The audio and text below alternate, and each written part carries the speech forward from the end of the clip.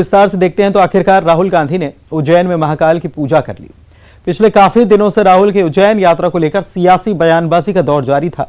BJP लगातार हमला करती रही है कि राहुल गांधी चुनावी हिंदू हैं। उनके उज्जैन दौरे को लेकर बीजेपी नेताओं ने लगातार निशाना भी साधा, लेकिन इन सबके बीच राहुल ने उज्जैन में विधि विधान से महाकाल की पूजा की। राहुल की आस्था को लेकर एक बार फिर से बीजेपी के हमले तेज हो चले।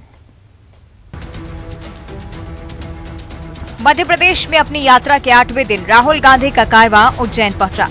मंगलवार की सुबह 9 बजे से राहुल ने यात्रा की शुरुआत की। इस दौरान लोगों से मिलते मिलते उनकी यात्रा तेजी से उज्जैन की ओर बढ़ी। राहुल गांधी टी ब्रेक के लिए रुके तो वहां स्कूली बच्चे आ गए। रंग बिरंगी पोशाक में आए बच्चों के साथ राहुल ही नहीं बल्कि कमलनाथ और दिग्विजय सिंह समेत तमाम नेताओं ने डांस किया और इसके बाद काफिला बढ़ चला। तय कार्यक्रम के तहत भारत जोड़ो यात्रा उज्जैन पहुंची। यहां की कांग्रेस नेताओं ने राहुल की यात्रा की जोरदार तैयारी की थी। महाकाल मंदिर के निगम द्वार से राहुल गांधी और अन्य बड़े नेताओं ने महाकाल परिसर में एंट्री की। महाकाल की पूजा के लिए राहुल गांधी पारंपरिक वस्त्रों में गर्भगृह में दाखिल हुए और यहां उन्होंने पूरे विधि विधान के साथ महाकाल का अभिषेक किया। पूजा अर्चना के बाद राहुल गांधी सभा स्थल की ओर बढ़ चले। यहाँ उन्होंने अपने भाषण में तपस्या की बात कही। राहुल ने किसान, मजदूर, छात्रों को तपस्वी बताया और कहा कि इस देश में तपस्वियों की पूजा नहीं की जाती है। 3 महीने की तपस्या है, 5-6 घंटे, 8 घंटे लगा लो। थोड़ा सा घुटने में दर्द होता है, थोड़ी सी प्यास लगती है, मगर यह तपस्या नहीं है। तपस्या किसान करता है, मजदूर करता है।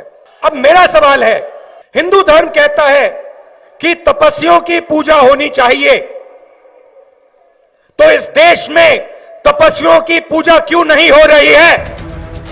उधर राहुल ने भले ही महाकाल की पूजा के बाद धर्म, आस्था और तपस्या की बात कही, लेकिन बीजेपी को इसमें राजनीतिक पाखंड से ज्यादा कुछ और नहीं नजर आ रहा। हिंदुत्व का एजेंडा कांग्रेस के लिए एक पाखंडे से ज़्यादा कुछ नहीं है। जब जब भी चुनाव आते हैं कांग्रेस हिंदुत्व की बात करती है। राहुल गांधी जनेऊधारी ब्राह्मण हो जाते हैं, पंडित बन जाते हैं और जैसे ही चुनाव खत्म होते हैं वो हिंदू विरोधी मानसिकता उनके देश के सामने आने लगती है। और इसीलिए जनता इस बात को भली भांति जानती है। वो दर्शन करने जाएं, देश में किसी भी व्यक्ति को अधिकार है, कोई भी जा सकता है, लेकिन देश इस बात को भली भांति जानता है कि ये एक राजनीतिक पाखंड के अलावा और कुछ भी नहीं है। उधर बीजेपी के तीखे हमलों पर कांग्रेस का वही पुराना राग है। कांग्रेस का आरोप है कि बीजेपी धर्म के नाम पर राजनीति करती है। जी को धर्म में आस्था है, धर्म का उन्हें अध्ययन है और वो इस बात को जानते हैं कि धर्म दिखावा की चीज नहीं है। स्वाभाविक रूप से जब उज्जैन आए हैं और महाकाल न जाए, ऐसा नहीं होता। अगर नहीं जाएंगे तो कहेंगे साहब गए नहीं, जाते हैं तो बोले मंदिर जा रहे हैं। तो ये तो भारतीय जनता पार्टी अपनी सुविधा की राजनीति करना चाहती है और धर्म को राजनीति के अखाड़े में खींचना चाहती है। राजनीति से धर्म नहीं चलना चाहिए। धर्म से हम आस्था के साथ राजनीति कर सकते हैं। अब इसे कांग्रेस का सॉफ्ट हिंदुत्व कहिए या राहुल का धार्मिक झुकाव। मध्य प्रदेश में यात्रा के दौरान राहुल गांधी दूसरी बार आस्था के रंग में रंगे नजर आए। इससे पहले राहुल ने ओंकारेश्वर में भी पूजा अर्चना की थी। उज्जैन से वासु चौरे के साथ न्यूज़ 18 भोपाल। इधर भानुप्रतापपुर में वोटिंग से पहले सूबे का सियासी माहौल तेजी से गर्माता जा रहा है। एक तरफ जहां बीजेपी प्रत्याशी ब्रह्मानंद नेताम पर नाबालिग से रेप के आरोपों को लेकर झारखंड की पुलिस कांकेर पहुंच चुकी है, वहीं मंत्री अमरजीत भगत ने बड़ा दावा कर दिया है कि नेताम के खिलाफ बीजेपी के लोग ही गुप्त रिपोर्ट उपलब्ध करा रहे हैं। दरअसल बीजेपी लगातार कांग्रेस पर नेताम के खिलाफ साजिश का आरोप लगा रही है, जिसके बाद मंत्री अमरजीत भगत ने बीजेपी को नसीहत दी कि पहले अपनी पार्टी को ठीक करें और फिर दूसरों पर आरोप लगाएं।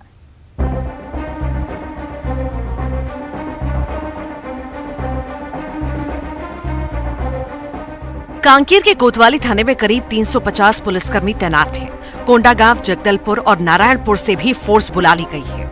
उधर झारखंड पुलिस के एक आईपीएस अधिकारी सहित 5 पुलिसकर्मी भी कांकेर में मौजूद हैं। बताया जा रहा है कि ये बड़ी तैयारी भानुप्रतापपुर से बीजेपी प्रत्याशी ब्रह्मानंद नेताम के लिए है। झारखंड में नाबालिग से गैंगरेप के सिलसिले में झारखंड पुलिस ने नेताम को कांकेर थाने में तलब किया है और इस केस में झारखंड पुलिस ने 3 आरोपियों के घर पहुंचकर नोटिस थमाया है, जिनमें ब्रह्मानंद नेताम भी शामिल है। पुलिस की बड़ी तैयारी से सवाल उठ रहे हैं कि क्या नेताम को गिरफ्तार करने की तैयारी है। तेलको थाना कांड संख्या 84-19 के अनुसंधान के क्रम में हम लोग यहाँ आए हैं जी, उसी के अनुसंधान कर रहे हैं। अभी तक क्या कार्रवाई इसमें किसी गिरफ्तारी थी सर? गिरफ्तारी कुछ अभियुक्त हैं इसमें, उनकी गिरफ्तारी के लिए हम लोग छापामारी कर रहे हैं, प्रयास जारी है। पिछले दिनों कांग्रेस प्रदेश अध्यक्ष मोहन मरकाम ने ब्रह्मानंद नेताम पर झारखंड में नाबालिग से रेप के आरोप को सार्वजनिक किया था। हालांकि नेताम दावा कर रहे हैं कि वो कभी झारखंड गए ही नहीं। बीजेपी भी अपनी तरफ से नेताम को क्लीन चिट दे चुकी है। पार्टी का दावा है कि ये कांग्रेस की साजिश है। इस सारे घटनाक्रम में जो षड्यंत्र हुआ है, आज तो ये विधानसभा का उपचुनाव भानु प्रतापपुर की जनता लड़ रही है। ब्रह्मानंद नेताम के लिए आज भानु प्रतापपुर की जनता ये चुनाव लड़ रही है और निश्चित रूप से इस चुनाव में कांग्रेस को भारी नुकसान होगा और कांग्रेस को भानु प्रतापपुर की जनता सबक सिखाएगी। लेकिन कांग्रेस ने एक ऐसा दावा किया है जो सूबे में सियासी बवाल को बढ़ा सकता है। मंत्री अमरजीत भगत का दावा है कि नेताम के खिलाफ दस्तावेज और गुप्त रिपोर्ट खुद बीजेपी के नेताओं ने उपलब्ध करवाए हैं। उन्होंने बीजेपी को नसीहत दी है कि दूसरों पर आरोप लगाने के बजाय अपनी पार्टी को ठीक करें। छत्तीसगढ़ में भूपेश बघेल की सरकार ने तो कोई उनके खिलाफ FIR दर्ज नहीं किया है, कोई गिरफ्तारी काम नहीं किया है। अब झारखंड में कोई अपराध किया है तो झारखंड की पुलिस जाने और भारतीय जनता पार्टी के लोग जाने, उसमें हम कहाँ से बीच में आ गए। हमने तो अपराध करने के लिए कहा नहीं था। अगर कोई चीज़ अपराध करते हैं तो ऑन रिकॉर्ड है, वो कभी साक्ष्य मिटता थोड़े ना है, और पुलिस प्रशासन अपना काम कर रही है। उधर झारखंड पुलिस के एक्शन से ब्रह्मानंद नेताम बेफिक्र नजर आ रहे हैं। कम से कम वो दिखा तो ऐसा ही रहे हैं। नेताम प्रचार में बिजी हैं। उनके प्रचार को प्रोग्राम और वीडियो भी सामने आए हैं। उधर इस केस में एक नया विवाद भी जुड़ गया है। राष्ट्रीय बाल संरक्षण आयोग ने PCC चीफ मोहन मरकाम के खिलाफ नोटिस जारी किया। मरकाम पर रेप पीड़िता का नाम उजागर करने का आरोप लगा है। हालांकि कांग्रेस का दावा है कि रेप पीड़िता का नाम उजागर नहीं किया गया। कांग्रेस इसे दुर्भावना से प्रेरित कदम बता रही है। देखिए, मैं आप सबके माध्यम से ये चीज स्पष्ट कर दूं कि PCC चीफ ने कभी भी पीड़िता का नाम न प्रेस कॉन्फ्रेंस में उजागर किया, न प्रेस की बाइट में, और ना ही हमारे द्वारा कोई ऐसा तथ्य, ऐसे कोई कागजात दिए गए जिसमें पीड़िता का नाम था। तो किस बात की नोटिस दी गई है? नोटिस तो भारतीय जनता पार्टी को देना चाहिए, नोटिस तो अपराधी को देना चाहिए जो 15 साल की मासूम बच्ची के साथ दुराचार करने के बाद आज राष्ट्रीय राजनीतिक दल के प्रत्याशी के रूप में चुनाव अभियान में है। नोटिस तो झारखंड पुलिस को देना चाहिए कि इतने दिन बाद भी 15 साल की मासूम के साथ में दुराचार का आरोपी, सामूहिक दुराचार का आरोपी, उसे जबरिया देह व्यापार में धकेलने का आरोपी ब्रह्मानंद नेताम इतने दिन तक कैसे होगा। मामले को उजागर करने वाले प्रदेश कांग्रेस अध्यक्ष को नोटिस देने के पीछे किस प्रकार की दुर्भावना है, स्पष्ट तौर पर दिख रही है। पिछले दिनों बीजेपी नेताओं ने चुनौती दी थी ब्रह्मानंद नेताम को गिरफ्तार करके दिखाएं, और अब झारखंड पुलिस यहां पहुंच चुकी है। जाहिर है माहौल गर्म है, एक दूसरे पर आरोप प्रत्यारोप लगाए जा रहे हैं। ऐसे में भानु प्रतापपुर में वोटिंग से पहले कब और क्या होगा कहना मुहाल है। ममता लांजेवार, न्यूज़ 18 कांकेर। मध्य प्रदेश में विधानसभा चुनाव के लिए सियासी दल बूथ मैनेजमेंट में जुटे हैं। सूबे के 64,100 मतदान केंद्रों का लेखा जोखा तैयार करने में कांग्रेस जुटी है।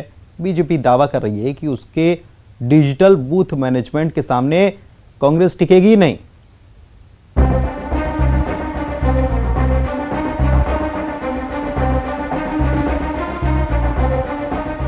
राहुल गांधी की भारत जोड़ो यात्रा के बीच कांग्रेस ने चुनावी तैयारियों को रफ्तार दे दी है। पार्टी को राहुल की यात्रा से जमीन मजबूत होने की उम्मीद है। ऐसे में फोकस बूथ मैनेजमेंट पर है। कांग्रेस ने प्रदेश के 64,100 मतदान केंद्रों का लेखा जोखा तैयार करना शुरू कर दिया है। 2018 के चुनाव में 24 सीटों पर कांग्रेस को 3,000 से कम वोटों से हार मिली थी। लिहाजा पार्टी अब बूथ मजबूत करने को पहली प्राथमिकता दे रही है। उधर बीजेपी भी बूथ मैनेजमेंट में पीछे नहीं है। बीजेपी का दावा तो ये है कि वो बूथ मैनेजमेंट में कांग्रेस से कहीं आगे है। इस चुनाव में बीजेपी ने डिजिटल बूथ मैनेजमेंट की तैयारी की है। पार्टी काफी पहले ही ऐप लॉन्च कर चुकी है, जिसमें बूथ से जुड़ी तमाम जानकारियां दर्ज की जा रही हैं। पन्ना प्रमुख भी इस डिजिटल इलेक्शन कैंपेन में अहम भूमिका में है। पार्टी को उम्मीद है कि उसका डिजिटल सिस्टम कांग्रेस को काफी पीछे छोड़ देगा। कांग्रेस ने बड़ी देर कर दी। भारतीय जनता पार्टी का बूथ मैनेजमेंट, मतदान केंद्र का हमारा जो प्रबंधन है वह डिजिटल हो चुका है, डिजिटलाइज कर दिया हमने उसको। हमारे त्रिदेव वहां काम कर रहे हैं। हम उस बूथ में जो मतदाता सूची है, उस मतदाता सूची का जो पेज है जिसमें 35 से 40 मतदाताओं के नाम लिखे रहते हैं, उस पेज पे समिति बनाने की स्थिति में आए हैं, तब वो बूथ पे पहुंचे हैं। भारतीय जनता पार्टी से बहुत पीछे चल रही है कांग्रेस। उधर कांग्रेस का दावा है कि उसका बूथ मैनेजमेंट भी काफी तगड़ा है। पार्टी नेताओं का कहना है कि कांग्रेस ने चुनावी तैयारियों के लिए बीजेपी की तरह आडंबर नहीं किया है, बल्कि जमीन पर काम करने पर जोर दिया है। सदैव हम हमारे बूथ स्तर पर सदैव हमारा संगठन मजबूत रहा है और शुरुआत से आप देखें युवा कांग्रेस के भी कई सारे कार्यकर्ता हर बूथ पर तैनात रहे। फर्क इतना है कि हम उसके लिए बड़े बड़े इवेंट नहीं करते, बड़ी बड़ी बैठकें नहीं करते। भाजपा इसका आडंबर रचती है। वैसे भी भाजपा के 3 काम, भोजन, बैठक और विश्राम। शुरुआत से आप देखें, अभी भी देखें, जब 28 उपचुनाव हमने लड़े, किस मजबूती से लड़े। ठीक है, 9 सीटें आई, 20 नहीं आई, 22 नहीं आई, लेकिन फिर भी आपने देखा उस समय हमारा बूथ मजबूत था, हमारा युवा मजबूत था, हमारा कार्यकर्ता मजबूत था। और बीच में आपने ये भी देखा कि कई सारे उपचुनाव हमने जीते भी। तो कांग्रेस का सदैव से बूथ पर अच्छी मजबूती से कांग्रेस कार्यकर्ता डटा रहा है, आगे भी डटा रहेगा। बहरहाल दोनों दल बूथ मैनेजमेंट में जुट गए हैं। सरकार की योजनाओं के प्रचार प्रसार के लिए बीजेपी बूथ स्तर पर काम कर रही है। पिछले चुनाव में 24 सीटों पर बीजेपी औसतन सिर्फ 3000 वोटों के मार्जिन से जीती थी और ऐसे में पार्टी का फोकस वोट प्रतिशत को बढ़ाने पर है। अब यही बात कांग्रेस पर भी लागू होती है। कांग्रेस भी चाहेगी कि उसका वोट प्रतिशत बढ़े, ताकि जिन सीटों पर वो काफी कम मार्जिन से हारी थी, वहां इस बार जीत दर्ज करवा पाए। न्यूज़ 18 के लिए भोपाल से शैलेंद्र सिंह भदौरिया की रिपोर्ट।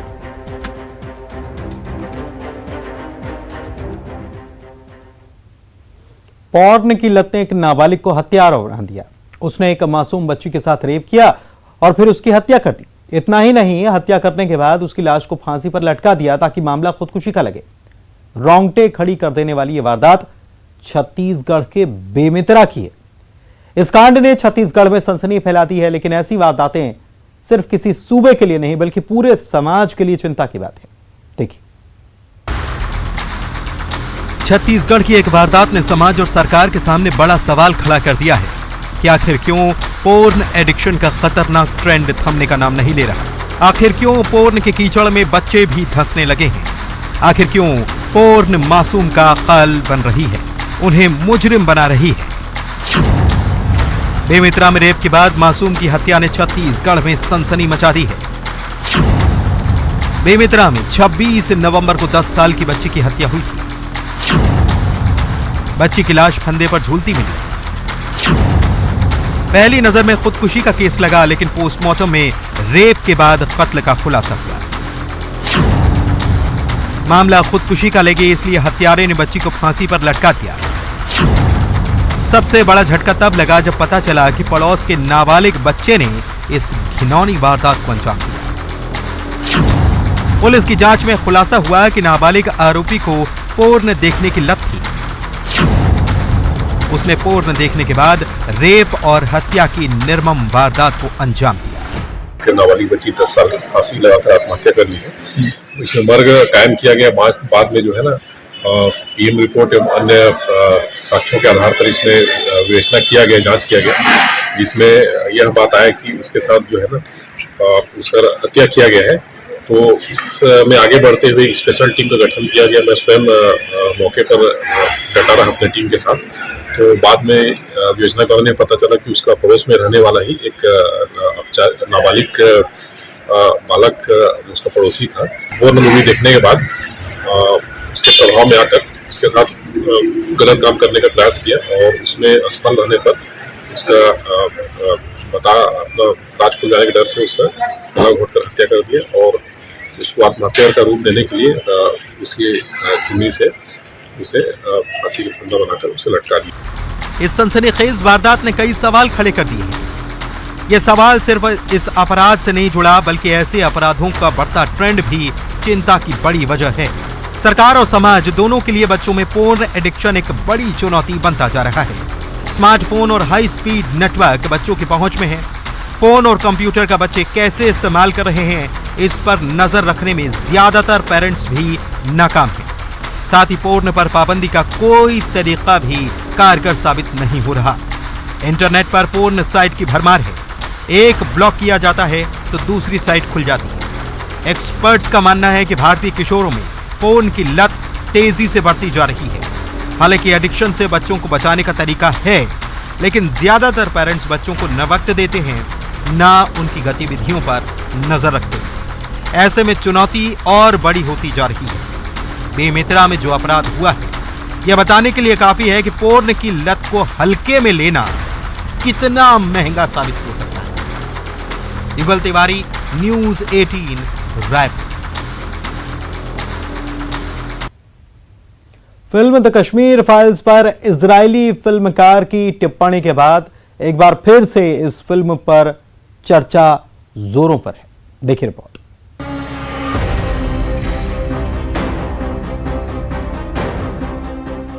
द कश्मीर फाइल्स पर इजरायली फिल्म मेकर नदाव लेपिड के विवादित बयान पर बवाल मच रहा है।